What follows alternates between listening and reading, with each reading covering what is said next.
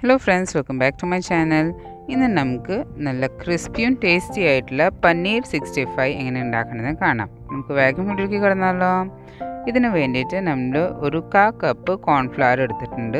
ഇതിലേക്ക് നമുക്ക് 1/3 കപ്പ് നല്ല ഫൈൻ ആയിട്ടുള്ള അരിപ്പൊടി ഇട്ട് കൊടുക്കാം. ഒരു സ്പൂണ് ബ്ലാക്ക് പെപ്പർ പൗഡർ ഇട്ട് കൊടുക്കാം. അതിനുശേഷം ജീരക പൊടിച്ചത് ഒരു സ്പൂൺ ഇട്ട് കൊടുക്കാം. പിന്നെ നമുക്ക് ഉപ്പ് ആവശ്യത്തിന് കൂടി ഇട്ട് കൊടുക്കാം. അതിനുശേഷം നമുക്ക് ഇതിലേക്ക് 1/4 സ്പൂൺ മഞ്ഞൾപ്പൊടി, ഒരു സ്പൂണ് മുളക് പൊടി, പിന്നെ 1/2 സ്പൂണ് ഗരം മസാല കൂടി ഇട്ട് കൊടുക്കാം. അതിനുശേഷം നമുക്ക് വേണ്ടത് 1 table spoon ginger garlic paste, പിന്നെ 2 ടേബിൾ സ്പൂൺ ലൈം ജ്യൂസാണ്. ഇതെല്ലാം കൂടി നമുക്ക് നന്നായിട്ടൊന്ന് മിക്സ് ചെയ്ത് കൊടുക്കാം. ഒരു 1/4 കപ്പ് കേടും കൂടി ഇട്ട് കൊടുക്കാം. ഇത് നന്നായി മിക്സ് ചെയ്യുക. മിക്സ് ചെയ്ത് നല്ലൊരു തിക്ക് പേസ്റ്റായിട്ടാണ് നമുക്ക് വേണ്ടത്. നിങ്ങൾക്ക് ആവശ്യമുണ്ടെങ്കിൽ വെള്ളം കൂടി ഒഴിച്ചു കൊടുക്കുക. ഞാൻ ഇപ്പോൾ ഇതിലേക്ക് 1 ടേബിൾ സ്പൂൺ വെള്ളം കൂടി ഒഴിച്ചിട്ടുണ്ടായിരുന്നു. ഈ തിക്നെസ്സിൽ വേണം നമുക്ക് നമ്മുടെ പേസ്റ്റ് റെഡിയാക്കി എടുക്കാനായിട്ട്. ഇതിലേക്ക് നമുക്കൊരു 400 ഗ്രാംസ് പനീർ ക്യൂബ്സ് ഇട്ട് കൊടുക്കണം. ഇത് അത്യാവശ്യം നല്ല വലിയ പീസസ് ആയിട്ടാണ് കട്ട് ചെയ്തേക്കുന്നത്. നിങ്ങൾക്ക് വേണമെങ്കിൽ കുറച്ച് ചെറിയ പീസസ് ആയിട്ടും കട്ട് ചെയ്യാം. ഇതെല്ലാം കൂടി നമുക്ക് ഈ പേസ്റ്റിലേക്ക് ഇട്ട് കൊടുത്തിട്ട് നന്നായിട്ടൊന്ന് മിക്സ് ചെയ്യുക. അതിന് ശേഷം നമുക്ക് ഫ്രിഡ്ജിൽ ഇതൊരു 1/2 hour മാഗ്നേഷന് വേണ്ടിയിട്ട് വെക്കണം. അപ്പോഴാണ് ആ കോട്ടിംഗ് ഒക്കെ പനീറിന് നന്നായിട്ടൊന്ന് പിടിക്കുക.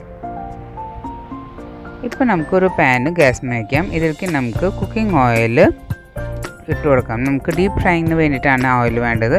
അപ്പോൾ നമ്മുടെ ഓയിലൊക്കെ ഒന്ന് ചൂടായി വരട്ടെ. അതിനുശേഷം നമ്മുടെ ഫ്രിഡ്ജിൽ വെച്ച് നമ്മുടെ പനീർ ക്യൂബ്സ് ഇത് കണ്ടോ നന്നായി കോട്ടിംഗായി വന്നിട്ടുണ്ട്.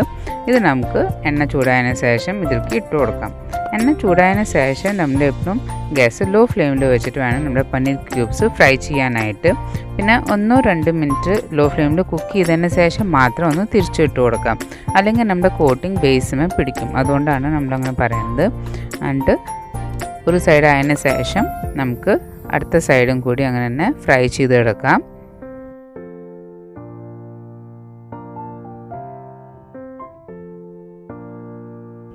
ഇപ്പോൾ നമ്മുടെ പനീർ ക്യൂബ്സ് നന്നായി ഫ്രൈ ആയിട്ടുണ്ട്. ഇത് നമുക്ക് മാറ്റിയെടുക്കാം.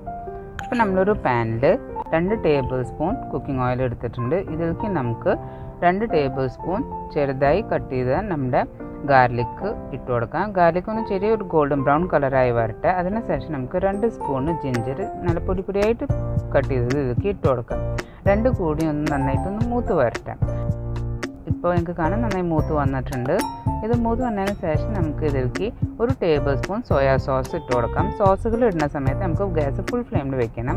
അതിനുശേഷം 2 ടേബിൾ സ്പൂൺ ടൊമാറ്റോ സോസും കൂടി ഇതിലേക്ക് ഇട്ട് കൊടുക്കാം. നന്നായിട്ടൊന്ന് മിക്സ് ചെയ്ത് കൊടുക്കുക.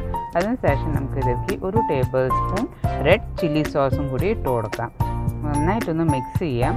അതിനുശേഷം നമ്മൾ 1 സ്പൂണ് പെപ്പർ പൗഡർ ഇതിലേക്ക് ഇട്ട് കൊടുക്കുക.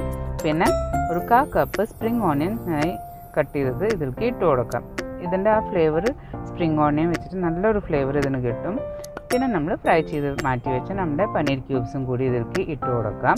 ഈ സമയത്തെല്ലാം നമ്മൾ ഗ്യാസ് ഫുൾ ഫ്ലെയിമിൽ തന്നെ വെക്കുകയാണ് കേട്ടോ. അപ്പോഴാണ് അതിന് നല്ലൊരു ഫ്ലേവർ ഇതിന് വരാം. ഇത് നന്നായി മിക്സ് ചെയ്ത് കൊടുക്കുക. ഇപ്പോൾ നമ്മുടെ പനീർ 65 ഇവിടെ റെഡി ആയിട്ടുണ്ട്. നമ്മുടെ പനീർ 65 ഇവിടെ റെഡി ആയിട്ടുണ്ട്. ഇത് നല്ല ക്രിസ്പിയാണ്. നല്ലൊരു സ്റ്റാർട്ടറായിട്ടും സൈഡ് ഡിഷായിട്ടും നിങ്ങൾക്ക് യൂസ് ചെയ്യാം. ഈ വീഡിയോ നിങ്ങൾക്ക് ഇഷ്ടമായെന്ന് വിചാരിക്കുന്നു. അപ്പോൾ നെക്സ്റ്റ് വീഡിയോ കാണാൻ വരെ ബൈ.